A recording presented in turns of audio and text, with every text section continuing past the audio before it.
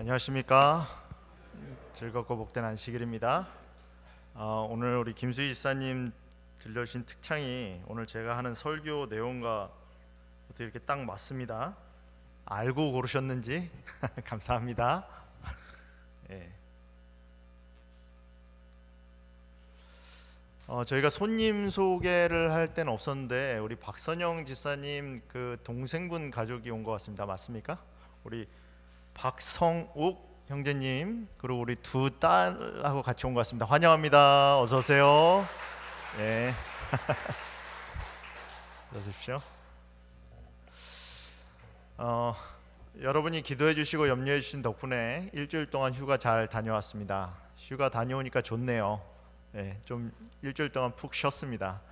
제가 지난 한 6년 동안 공부하는 게 있었는데 지지난주 금요일 날 앤드류스에서 졸업식이 있었습니다. 그래서 졸업식 겸사겸사해서 미시간과 시카고를 거쳐서 가족들이 그렇게 일주일 동안 여행을 다녀왔습니다.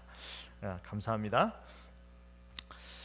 오늘은 여러분들과 함께 좋은 소식을 전하는 자, 좋은 소식을 전하는 자라는 제목으로 하나님의 말씀을 함께 나누겠습니다. 오늘 말씀을 정한 이유는 전도회 때문에 우리가 말씀을 정하게 됐습니다. 하나님의 복음을 전한다는 것이 무엇인지에 대해서 좀 여러분들과 함께 이야기 나누고 싶은 마음에서 말씀을 정했습니다. 2018년에 대총회에서 재림신도 55,822명을 대상으로 식생활에 관한 설베이를 했습니다. 여러분 재림신자 하면 이 건강 메시지가 있잖아요. 질문은 이겁니다. 식생활이 구원에 기여하는가? 내가 무엇을 먹고 내가 건강관리를 어떻게 하느냐가 구원에 기여하는가가 질문이었습니다. 여러분 답이 어떻게 나왔을 것 같습니까? 그렇다. 정말 그렇다. 이게 23%예요.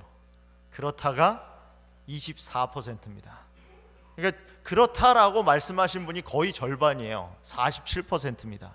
그렇지 않다가 19%고 정말 그렇지 않다가 19%입니다. 여러분 의견은 어떠세요? 내가 무엇을 먹고 어떻게 사느냐, 식생활을 어떻게 하느냐가 구원에 영향을 미칩니까? 구원의 기여도가 있습니까? 내 구원의 기여도가 있습니까? 끄떡끄떡 하시는 분도 있고 아닌 것 같은데 뭐 이렇게 하는 것 같기도 하고 질문이 선명하지 않은데 뭐 이렇게 말씀하시는 것도 있는 것 같아요. 이 리서치를 발표하면서 설베이를 발표하면서 같은 아티클에 실린 문장입니다. 재림교회는 건강 메시지를 따르는 것이 어느 정도라도 구원을 보장한다는 교리를 지지하지 않는다. 여기 끄덕이신 분들도 내가 현미밥 먹는 게 그것이 구원을 이룬다고 생각해서 끄덕이진 않으셨을 거예요. 내가 신앙생활하는데 도움이 된다라고 생각한 거지. 구원은 하나님의 선물이다. 재림교회 건강 메시지는 영적 성장의 일환으로서 신체 건강, 정서적 안녕, 사회적 지원 그리고 인간관계를 강조한다. 이건 대부분이 동의하실 거라고 생각합니다. 그럼 구원은 어떻게 되죠? 우리 건강식 한다고 구원받는 거 아닌다는 거 우리가 다 잘 알아요. 그럼 구원은 어떻게 받습니까? 로마서 10장 13절의 말씀은 아주 간단하고 명확합니다. 누구든지 누가 주의 이름을 부르는 자가 구원을 얻는다고 말합니다. 조건이 딱 하나예요. 누가 주의 이름을 부르는 자가. 저희 아이가 어제 저를 찾아왔어요. 아빠 좀 그만 불렀으면 좋겠어요. 아빠 한 번씩 부를 때마다 50불씩 내. 이제 한 번 이렇게 농담한 적이 있습니다. 집에 가면 그렇게 아빠를 다 불러대요. 아빠 왜 불러? 프린트 어떻게 해야 돼? 왜 부르죠? 믿으니까 부르죠. 할 수 있다고 믿으니까 부르는 거예요. 여기서 부른다는 부름은 그냥 부르는 게 아니에요. 안녕하세요, 헤이, 헬로 이 부름이 아닙니다. 하나님을 부른다 할 때 누구든지 주의 이름을 부른다고 할 때 이 부름은 믿고 부르는 거예요. 그걸 로마서에서는 더 이렇게 서술을 합니다. 그런즉 그들이 믿지 아니하는 일을 어찌 부르리요 듣지도 못한 일을 어찌 믿으리요 전파하는 자가 없이 어찌 들으리요 보내심을 받지 아니하였으면 어찌 전파하리요 기록된 바 아름답도다 좋은 소식을 전하는 자들의 발이여 함과 같으니라. 이거 귀납적 방법이에요. 뭐죠? 결과가 먼저 나오고 그 결과로 원인이 뭔지를 서술한 방법입니다. 이거 뭐 그런 거 같은 거죠. 팬데믹 때 뭐 한 거예요? 역학조사하는 거예요. 아, 이 사람이 어디서 감염됐구나. 그 감염된 경로를 찾아서 원래 감염자를 찾는 거예요. 원래는 어떻게 하죠? 원인이 이러니까 결과가 이렇다고 보통 서술해요. 근데 여기 로마서에서는 거의 구원에 관한 결론을 맺으면서 뭘 먼저 강조합니까? 결론을 먼저 강조해요. 결론을 먼저 강조하면서 그 결론이 나오기 위해서 어떤 과정이 있는지를 서술합니다. 이걸 뭐라고 그러죠? 귀납적 방법이라고 그래요. 이런 과정이 없으면 구원을 받을 수 없다라는 거예요. 근데 원래 순서는 어떻게 되죠? 좋은 소식을 전하는 자가 있어야, 그가 보내심을 받아야, 보내심을 받은 자가 전파를 해야, 그리고 그 전파를 한 것을 들은 사람이 있어야, 그 들은 사람이 믿음을 가져야 결과적으로 뭐를 한 겁니까? 주의 이름을 부르는 자가 나오는 거예요. 그럼 시작이 어디예요? 시작이 좋은 소식을 전하는 자가 보내심을 받는 게 시작이에요. 이게 뭡니까? 이게 한 사람이 구원받는 방법이에요. 이거 뭐 다 아는 얘기인데 제가 왜 서술할까요? 이게 과정이에요. 한 사람이 구원을 받는 과정. 내가 하나님 필요합니다 라고 구원을 받기 위해서는 반드시 누가 필요하다는 거예요? 보내심을 받는 자가 있어야 된다는 거예요. 보내심을 받는 자가 없으면 아무리 좋은 소식도 전해지지 않으면 구원받는 자가 없다는 겁니다. 다 아는 얘기 제가 왜 할까요? 한 가지 여러분들에게 묻고 싶은 질문이 있습니다. 여러분, 이 과정 가운데서요, 하나님이 개입하시지 않는 과정이 있습니까? 좋은 소식을 전하는 자를 보내는 거 누가 보내죠? 누가 보냅니까? 전파할 때 하나님이 역사하십니까? 보내시고 전파까지는 하는 사람이 하는 거예요. 그 다음부터 들은 믿음, 부르는 것은 받은 사람이 하는 겁니다. 근데 이 단계, 5가지 단계 가운데 하나님이 인볼브 안 되는 단계가 있습니까? 하나님이 인볼브 안 되는 단계가 있어요? 없어요? 없어요. 전도는 누가 하는 겁니까? 전도는 누가 하는 거죠? 시작부터 끝까지 누가 하시는 거예요? 하나님이 하시는 거예요. 전도를 하시는 거는 시작부터 끝까지 누구에게 보낼지도 누가 정하는 겁니까? 여러분, 가는 사람이 정하는 게 아니에요. 누가 정해요? 보내는 사람이 정해요. 보내는 사람이 좋은 소식을 가지고 너 저 사람한테 가, 너 저 도시로 가, 너 저 동네로 가, 거기 가서 전해. 누가 정하는 거예요? 보내심을 받는 사람이 정하는 게 아니라 보내는 사람이 정하는 거예요. 시작부터 끝까지 다 누가 하시는 겁니까? 하나님이 하시는 거예요. 내가 하는 겁니까? 왜 전도가 부담이 돼요? 내가 하니까 부담이 돼요. 내가 하니까 부담이 되는 거예요. 내가 해야 되니까. 누구를 전도하지? 여기서부터 스트레스예요. 9월 달에 전도해야 된다고 하는데 누구를 위해 기도하지? 그 누가 하는 겁니까? 하나님이 하시는 거예요. 그럼 뭐부터 기도해야 되죠? 하나님, 전 누구를 위해서 기도해야 되나요? 여기서부터 시작하셔야 돼요. 내가 하는 게 아니니까. 저는 누구에게 초청을 해야 되나요? 누구를 기도해야 되나요? 누구를 찾아가야 되나요? 그 누가 하는 거예요? 하나님이 하는 거예요. 그럼 우리는 어디서부터 시작해요? 하나님, 저는 누구를 위해서 기도해야 됩니까? 여기서부터 시작해야 되는 거예요. 고린도전서에 보면 고린도 교회에도 비슷한 말이 나와요. 바울이 이렇게 말합니다. 나는 심었고, 심었다는 게 뭐예요? 고린도 교회를 누가 개척했죠? 바울이 개척했거든요. 아볼로는 물을 주었으되 오직 하나님께서 자라나게 하셨느니라. 이거 뭐예요? 사람이 구원받는 데는, 교회가 세워지는 데는 과정이 있다라는 거예요. 그 과정 가운데 내가 일부분만 될 수도 있다라는 거예요. 이 말은 뭡니까? 내가 결과를 볼 수도 없다라는 거예요. 그리고 내가 심어놓지 않은 것을 거둘 수도 있다라는 거예요. 그러나 그것을 하시는 일은 누가 하신다는 겁니까? 하나님이 하신다는 거예요. 농사해 주신 분은 알잖아요. 농사 누가 합니까? 사람이 하죠. 땅 일구고 심고 물 주고 비료 주고 다 하나님, 다 사람이 합니다. 근데 그렇게 하면 그냥 저절로 자라나요?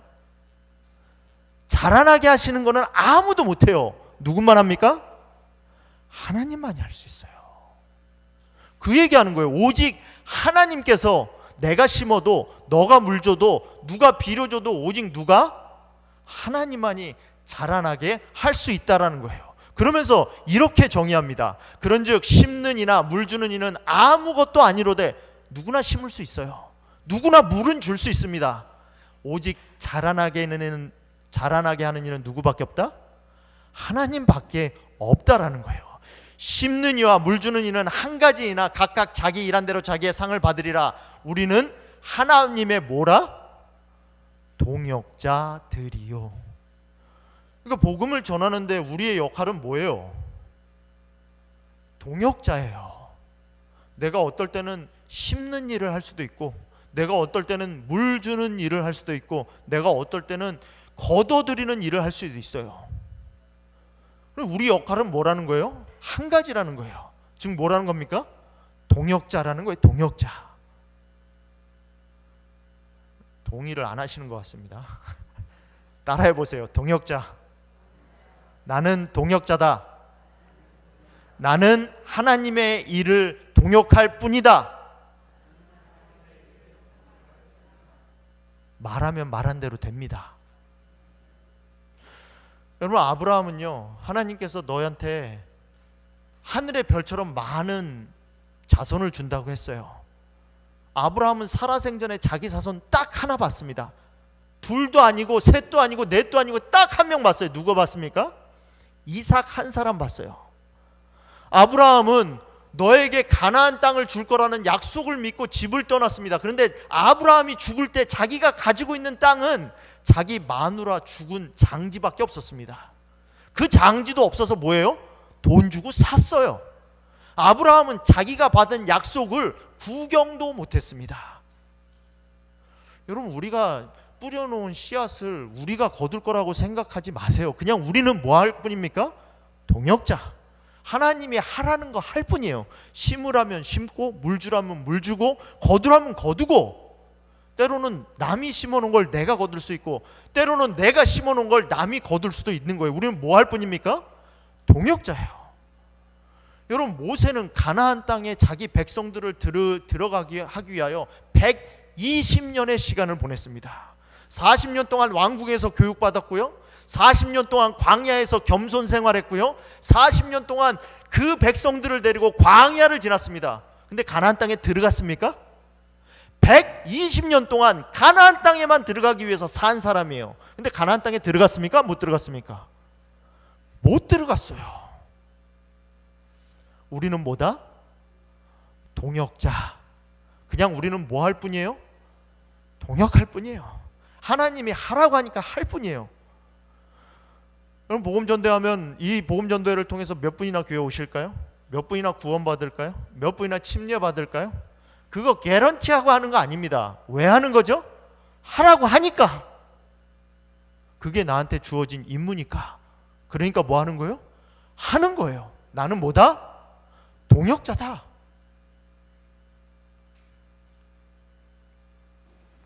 그럼 우리는 왜 이렇게 부끄러움 모르는 사회가 되었을까? 근데 우리 사회가 부끄러워하는 거는 바르지 않게 사는 게 아니라 못 사는 거예요. 그죠? 급속도로 성장을 하다 보니까 성공이라는 것이 절대선이 돼버렸어요. 성공하지 못하는 사람들, 실패하는 사람들은 무능력한 게 아니라 그걸 더 넘어서서 민폐가 돼버렸어요. 그러니까 성공하기 위해서는 자잘한 부정행위를 좀은 저지를 수도 있고, 또 그런 부정행위를 저지르는 거는 이 험한 세상을 살아나가는 데 있어서 어떤 지혜처럼 여겨지죠. 고지고대로 원리원칙 지키면서 사는 사람들, 갑갑하고 답답하고 그러니까 네가 그 모양 그 꼴로 살지. 이렇게 업신여깁니다. 그리고 어쩌면 우리가 아이들한테도 그렇게 가르치고 있는지 몰라요. 여러분, 우리가 사는 사회는 어느 순간부터 성공이 도덕이 됐습니다. 성공하지 못한 것은 비도덕적인 게 됐어요. 어느 순간부터 성공이 모든 삶의 결과를, 모든 삶의 동기를 주관하는 주요 요인이 됐습니다. 전도가의 성공이 뭐죠? 왜 우리가 부끄럽죠? 왜 우리에게 복음이 부끄럽고, 왜 우리에게 믿는 신앙이 부끄럽고, 왜 우리에게 혹시 그 다음에 있을 일이 성공이 아니기 때문에, 성공이 개런티가 되지 않았기 때문은 아닙니까? 마치 김지윤 씨가 우리 사회가 성공을 위해서는 도덕도 희생시키는 사회로 이미 변질됐다라는 것을 지적한 것처럼 말이에요. 어쩌면 우리가 전도라는 것도 세상의 잣대를 가지고 성공을 목적으로 가기 때문에 그것이 그런 의미로 우리에게 다가오지 않았나 생각합니다.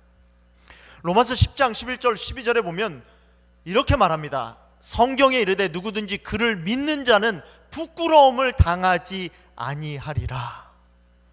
누구도 부끄러운 거 싫어하지 않죠. 좋아하는 사람 없죠.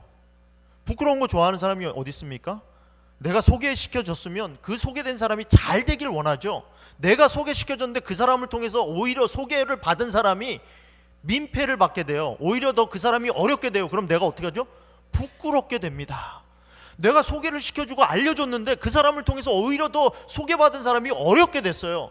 내가 사람을 소개시켜줬는데 오히려 그 사람이 좋은 사람이 아니라서 그 커플이 잘못됐어요. 그럼 어떡하죠? 부끄러워요. 그런데 예수님 믿으면 그런 부끄러울 일이 없다라는 거예요. 우리가 전하는 복음은 부끄러울 일이 없는 복음이라는 겁니다. 유대인이나 헬라인이나 차별이 없음이라. 그 당시에 유대인이나 헬라인이나 이거는 세상에 있는 모든 사람을 가리키는 거예요. 유대인에게는 딱 두 종류의 사람밖에 없었습니다. 유대인 아니면 이방인. 그 당시에 이방인은 헬라인이니까. 유대인이나 이방인이나, 그럼 세상 모든 사람에게 있어서 차별이 없음이라. 한 분 주께서 모든 사람의 주가 되사 그를 부르는 모든 사람에게 부요하시도다. 우리 하나님은 한마디로 뭐 하다는 거예요? 넉넉한 분이라는 거예요. 여러분이 누구에게 전파해도 예수님이 감당하지 못할 인생이 없다라는 겁니다. 내가 복음을 전했기 때문에, 내가 예수를 알렸기 때문에 내 삶이 부끄러워질 일 없다라는 거예요. 그분은 그만큼 뭐 하다는 겁니까? 넉넉하신 분이라는 거예요. 부요하신 분이라는 거예요. 내가 복음을 부끄러워하지 아니하노니 이 복음은 모든 믿는 자에게 구원을 주시는 하나님의 뭐가 됨이라? 능력이 됨이라.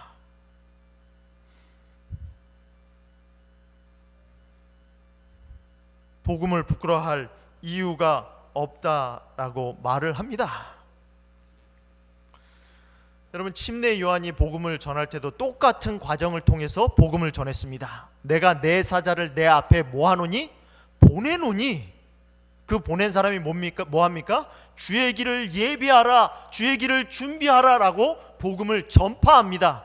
그렇게 전파하고 나자 사람들이 그 말씀을 받아들이고 믿고 회개하고 침례를 받습니다.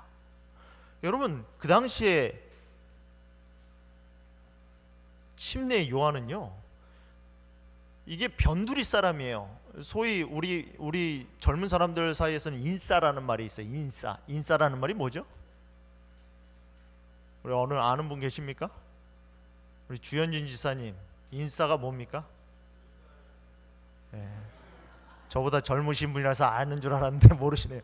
전성주 지사님, 인싸가 뭡니까?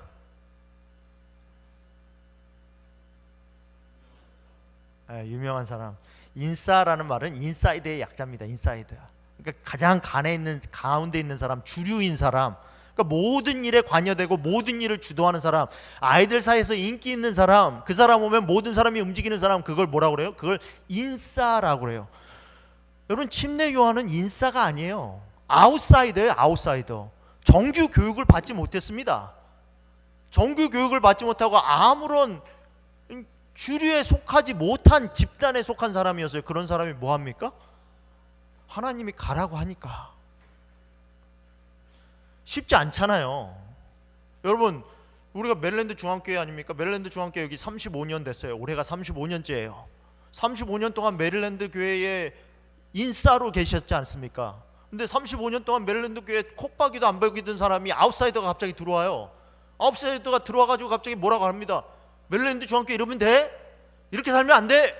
하나님이 이렇게 하랬어. 이거 쉽습니까? 쉽지 않아요. 아웃사이더예요, 침례 요한은. 근데 뭐 합니까? 유대인들에게 가서 주의 길을 예비하라. 왜? 하나님이 보냈으니까. 뭐 믿고 했을까요? 뭘 믿고 했을까요? 하나님이 보내신 그 보내심 믿고 합니다. 예수님께는 고민이 없었을까요? 여러분, 전 마가복음 14장에 예수님이 겟세마네 동산에서 드리는 기도와 겟세마네 동산으로 올라가는 장면을 보면 좀 이해가 안 되는 장면이 있어요. 예수님이 심히 놀라시며 슬퍼하사, 예수님이 신이잖아요. 근데 어떻게 놀라죠? 놀라는 건 뭐만, 어떤 사람이 놀라죠? 모르는 거를 갑자기 대했을 때만 놀라요. 근데 예수님이 겟세마네 동산에 올라가면서 뭐 합니까? 놀라요. 왜 놀라죠? 예수님 하나님이잖아요. 하나님인데도 놀라요. 그리고 고민합니다. 고민은 언제 하죠? 예수님은 고민한 적이 없어요. 모든 일을 그때그때 그냥 다 해버리죠. 당당하게, 떳떳하게, 주저함 없이, 망설임 없이 언제나 그렇게 하십니다. 말씀하시고. 근데 딱 한 번 십자가로 가는 여정에서 십자가에서만 고민하세요. 워리하십니다. 고민하지 말라고 말하시던 그분이 고민하세요. 내가 심히 고민하여 죽게 되었으니 죽을까 봐 걱정하는 겁니까? 그리고 뭐 합니까? 하나님이 말씀하시는 것에 대해서 이의를 달아요. 뭐 해달라고? 이걸 나한테서 지나가게 해달라고. 내가 도저히 감당하지 못하겠다고. 여러분, 예수님도 하나님의 말씀을 순종하는 게 어려운 상황이었습니다. 예수님도 죄를 아시지만 죄를 경험해 본 적은 없으셨던 분이었어요. 예수님은 십자가에서 죄가 되셨습니다. 싫었죠? 싫었는데도 뭐 한 거예요? 순종한 거예요. 왜? 하나님이 보내셨으니까. 그냥 동역한 거예요. 왜? 하나님이 보내셨으니까. 사람들이 믿음을 갖는다는 게 그렇게 쉽지 않은 것이라고 생각합니다. 여러분, 믿는 게 그렇게 쉽지 않아요. 예수님과 3년 반 동안 같이 사역한 제자들도 예수님이 십자가에 돌아가신 다음에 살아나셨다는 것을 본 사람이 있어서 막 전해줘요. 야, 예수님 살아나셨대. 그리고 그 얘기를 들어요. 같이 사역했던 사람을 통해서. 야, 내가 예수님 봤어. 예수님 살아나셨어. 그걸 듣고도 엠마오로 가는 이 두 제자는 뭐 합니까? 그걸 믿질 못해요. 듣는다고 다 믿는 거 아니에요. 아는 사람이, 함께 동고동락했던 사람이 말해줘도 그걸 뭐예요? 믿지 못해요. 엠마오로 갑니다. 예루살렘에 있어야 될 사람이 예루살렘을 떠나서, 자기가 있어야 될 자리를 떠나서 엠마오라는 마을로 가요. 그때 예수님이 같이 동행하시죠. 근데 그들의 눈이 가려집니다. 여러분, 한 3년 반 있었는데, 같이 동행했는데 얼굴을 어떻게 못 알아봐요? 여러분, 제가 전화 드리면 뭐 전화번호가 여러분 전화기에 저장이 안 돼 있어서 콜러 아이디가 안 뜰 수는 있지만 제 목소리를 들으면 누군지 아시잖아요. 그죠? 모르십니까? 아시죠?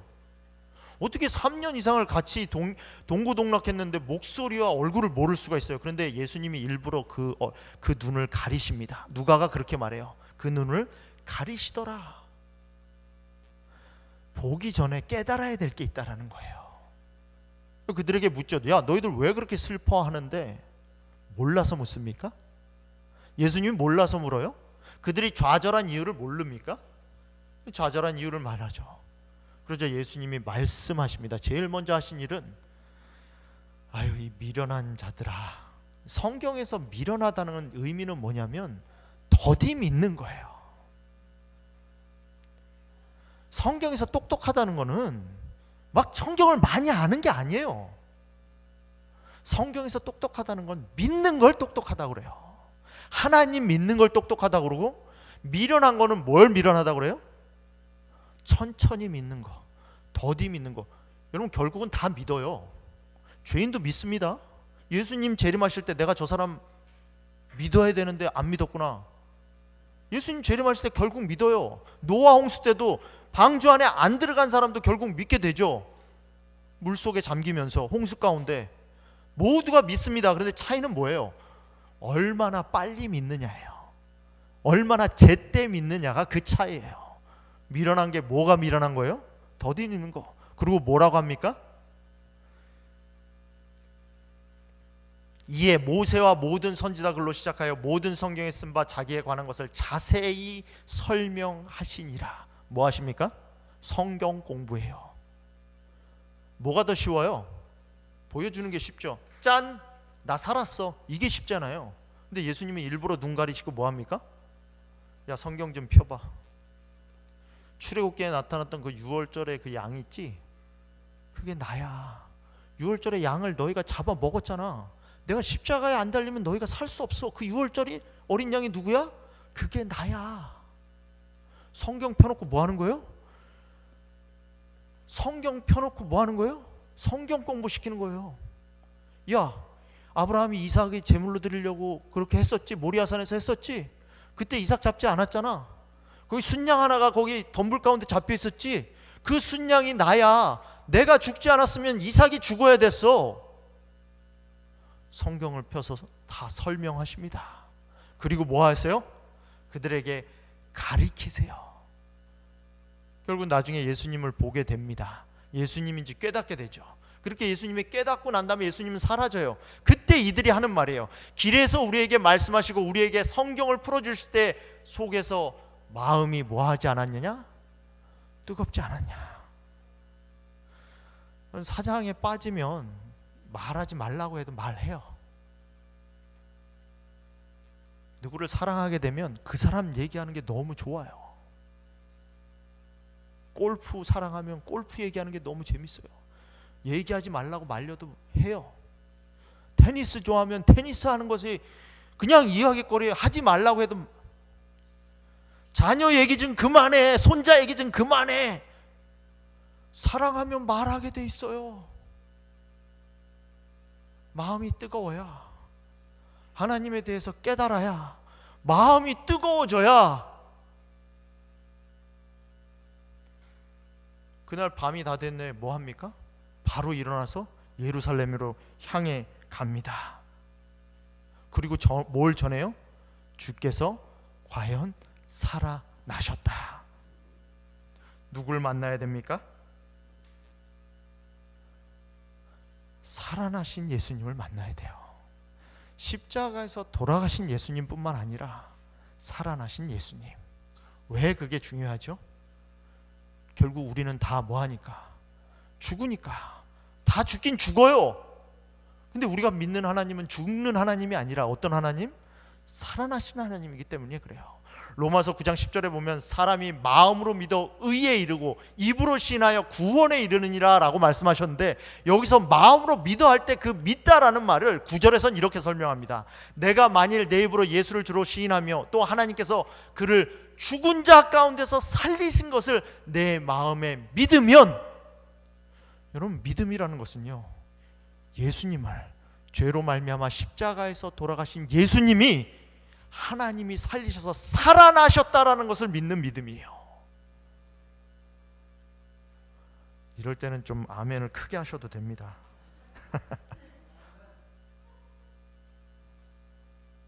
죽어도 산다니까요. 살 수 있다니까요. 죄가 우리를 깨뜨리지 못한다니까요.